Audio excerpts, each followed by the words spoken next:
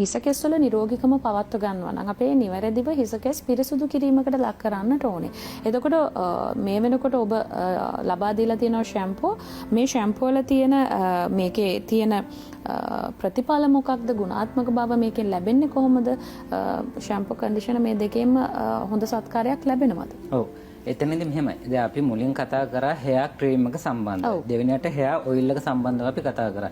හැබැයි අපි ওই දෙකම භාවිතා කරනකොට අපි ඒ කියන්නේ හිසකෙස් දැන් අපි කාන්තාවක් හෝ පිරිමි කෙනෙක් අපි නිතරම දූවිලිත් එක්ක තමයි ගන්ටණය වෙන්නේ. එළියට යනවා එනවා කියන්නේ හැම වෙලෙම දූවිලි අංශ තමයි අපේ හිසකෙස් වල රැඳෙන මුළු ඇඟේම මේ ශරීරෙම රැඳෙනවානේ.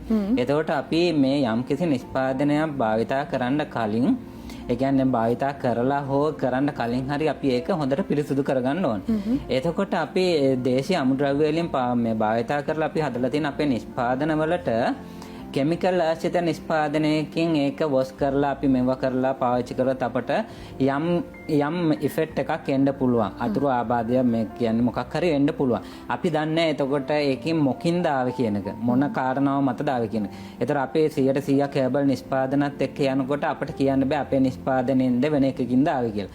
ඒකින්ද අපි හැම වෙලෙම කරන්න ඕනේ ඒකට උචිත නිෂ්පාදනයක් පාවිච්චි කරන්න ඕනේ. ඒතකොට අපි කරපු දේ තමයි අපේ hair oil එක hair cream එක පාවිච්චි කරන්න කලින් අපි ඉසකෙස් කොහොමද වොෂ් කරනවනේ. වොෂ් කරන්න අපි ඒකටත් සාමාන්‍යයෙන් අපි herbal නිෂ්පාදනම දීලා තියෙනවා.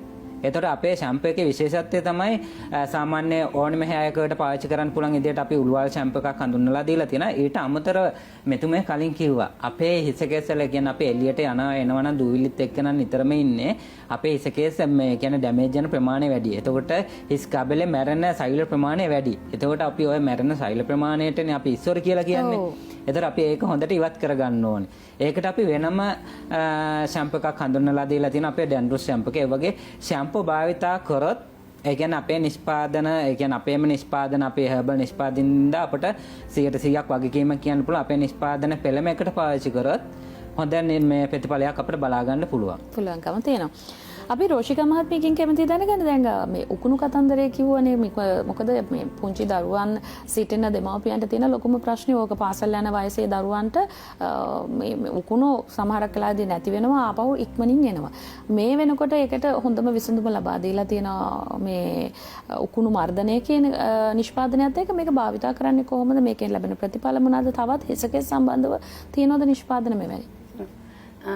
උකුණු කරදරය සාමාන්‍ය පුංචි දරුවන්ට පාසල් යන වයසේ තමයි ඇත්තටම ටිකලා ලොකුවට මේක බලපාන්නේ උකුණු කරදරය කිව්වහම අර උකුණෝ ඉන්න එක පැත්තකින් ඒ දරුවගේ දෛනික කටයුතු කරගෙන මේ දිත් බාධාවක් එක පැත්තකින් ඒක හිසකෙස් වල සුන්දරත්වයටත් හානියක්. දැන් පෙලක් දරුවන්ගේ කොණ්ඩේ කපන්න ගෙනාවත් අපි දකිනවා කොණ්ඩේ මුස්සනකොට උකුර දෙන්නේ 3 දෙනෙක් උඩින් දුවන. ඒතකොට දෙමාපියොත් අපස්ථාවයටපත් වෙලා අපි දිහා ටිකක් හරි අමුතු විදිහකට බලනවා බයෙන් සැකෙන් වගේ.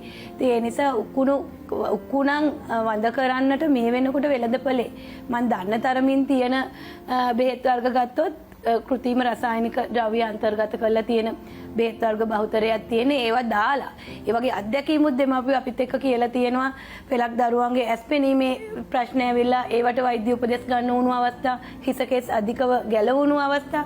නමුත් මෙතන රූසිලෝන් උකුණු මර්ධක තෛලය ගත්තොත් මේකේ තියෙන්නේ බෘංගමාල ඔයිල්, කපුරු, සැවැන්දරා ඒ වගේ දේශීය ආයුර්වේද අමුද්‍රව්‍ය යොදාගෙන අතීත වට්ටෝරුවක් එක්කහු කරගෙන ඒ හරහා නිෂ්පාදනය කරපු තෙල් වර්ගයක් තමයි මේ ඔබ වෙනුවෙන් අරන් ඇවිල්ලා තියෙන්නේ. මෙතන තව විශේෂත්වයක් තියෙනවා. තව පුංචි විශේෂත්වයක් තියෙනවට එක්ක මේකේ උකුණට හානියක් වෙන්නේත් නැහැ. උකුණ මැරෙන්නේ නැහැ. උකුණ මැරෙන්නේ දැන් කෘත්‍රිම රසායනික ද්‍රව්‍ය දාපු උකුණ මැරෙනවනේ. උකුණ මැරිලානේ අයින් වෙන්නේ. මේකේ උකුණට හානියක් වෙන්නේ නැහැ. උකුණ මත්වීමකට ලක් වෙනවා. ඊන් පස්සේ අපිට පුළුවනි උකුණ පීරලා අයින් කරගන්න. ඒක අපි උපදෙස් දෙනවා. මේ තෙල් එක දාලා ෂවර් කැප් එකක් වගේ එකකින් පැය භාගයක් විනාඩි 45ක් විතර ආවරණය කරලා තියන්න හිස. ඊට පස්සේ ක්‍රමානුකූල පුංචි පනාවකින් පීරලා සියලුම උකුණන් අයින් කරගන්න පුළුවන්. දරුවට හානියකුත් නැහැ. උකුණට හානියකුත් නැහැ. අපිට පව් පිරෙන්නෙත් නැහැ. ලේන්ඩි වගේ අයට තොරතුරු දෙනවා. ලේන්ඩි වගේ අය ඉස්සෙල්ලාම ලේන්ඩි සජීවී ගතිය මේ අයින් වෙනවා. ඊට පස්සේ ක්‍රමයෙන් ලේන්ඩි ඉවත් වෙලා යනවා.